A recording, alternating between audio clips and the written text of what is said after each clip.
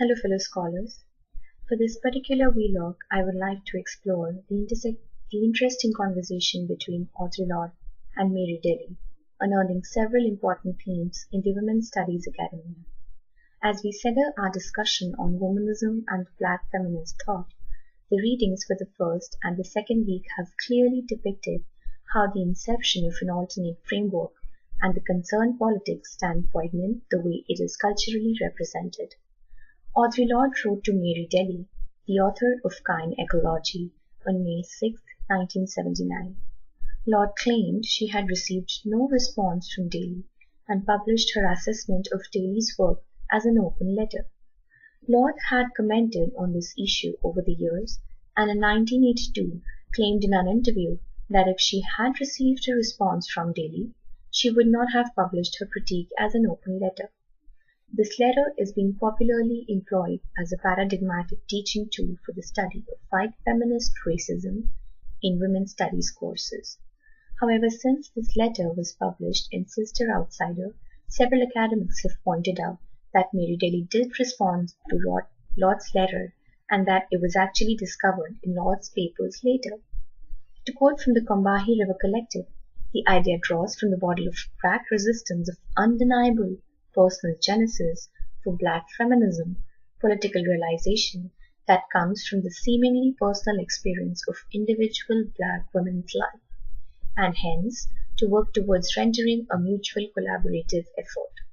The Black feminists have been witnessing certain amount of problems while organizing the Black feminist movements. The primary factor influencing was that the white women's movements continued to be strong and going into multiple directions, leaving negligible spaces for the Black feminists. These feminists had no racial, sexual, and or class privilege to rely upon and hence found themselves dispossessed psychologically.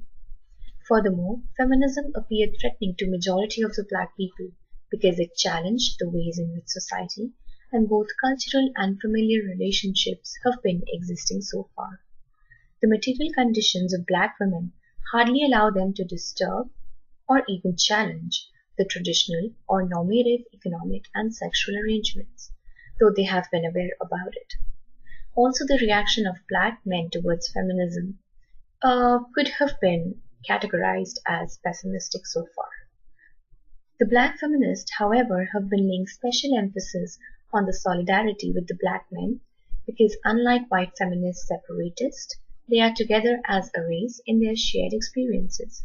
Simultaneously, they also find themselves struggling against Black men with respect to sexism. The personal indeed emerges as a political in the following conversation.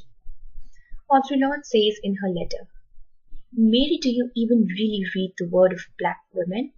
Do you ever read my words? Or do you merely finger through them for quotations which you thought might valuably support an already conceived idea concerning some old and distorted connection between us?"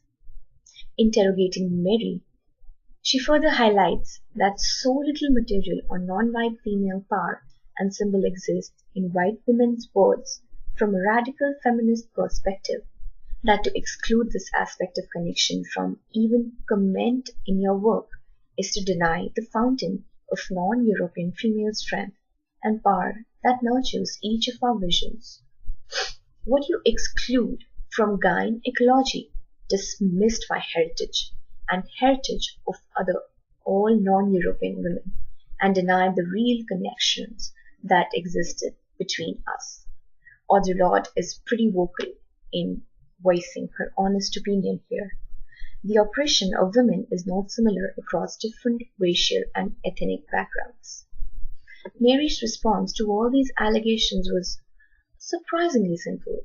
She wrote, "I wrote Kind Ecology out of the insights and materials most accessible to me at that time. When I dealt with myth, I used commonly available sources to find what were the controlling symbols behind Judeo-Christian myth in order to trace a direct line to the myths which legitimate the technological horror show. You've made your point very strongly, and you most definitely do have a point. I could speculate on how Kind Ecology would have been affected had we corresponded about this before the manuscript went to press. But it doesn't seem creativity conducing to look backward. There is only now and the hope of breaking the barriers between us, of constantly expanding the vision. Indeed interesting. The cultural feminists emphasize the importance of female bonding or sisterhood as an alternate approach. As a gender women's feminist studies scholar, I find myself personally confronted with similar ethical responsibilities as well as academic obligations.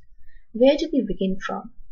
What are the parameters for describing women as being subjugated?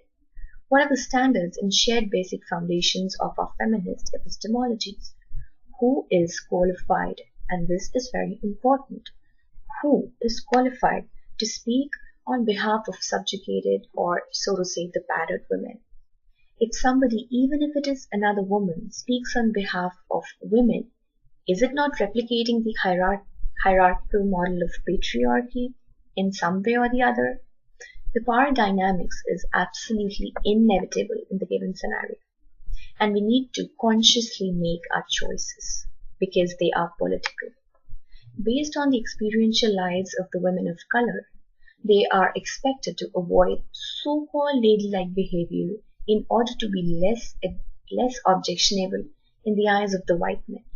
The black feminist thought necessarily emerges through the identification of the self as an autonomous body by asserting personal need for freedom, followed by the individual recognition in the society.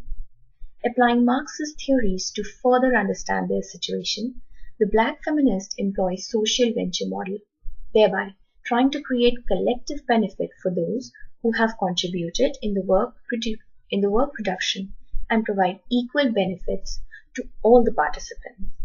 In the contemporary scenario, the development of the black feminist epistemology is invariably dependent on the economic and social factors.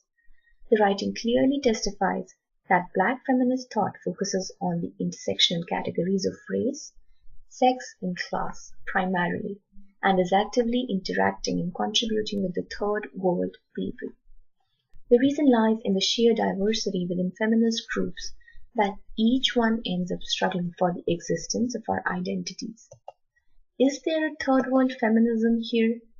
If yes, how do we create spaces for addressing such issues within the mainstream, white-dominated forum?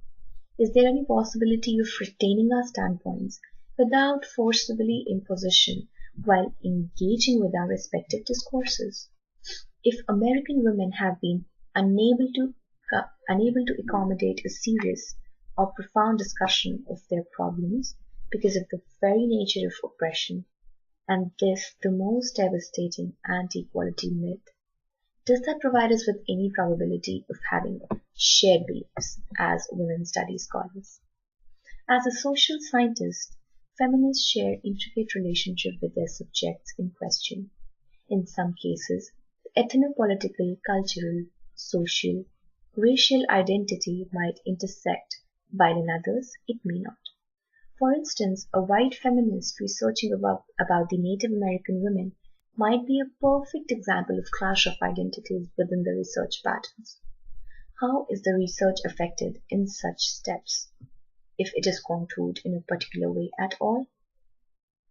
I would like to close my argument here in a way to resolve the conflict between Audrey and Mary as representatives of their respective socio-cultural, historical, racial, as well as political lineages through James Baldwin's famous words. Not everything thus faced can be changed, but nothing can be changed until it is faced. Hence, we need confrontations and a mutual understanding to resolve conflicts based on interests and power. In the contemporary feminist theorist, the concept of woman is a problem. It is a problem of primary significance because the concept of woman is the central concept for feminist theory, and yet it is a concept that is impossible to formulate precisely for feminists. It is the central concept of feminist because the concept and category of women is the necessary point of departure for any feminist theory and feminist politics, predicated as these are on the transformation of women's lived experiences and contemporary culture, and also the re-evaluation of the social theory and practice from women's point of view. Thank you all.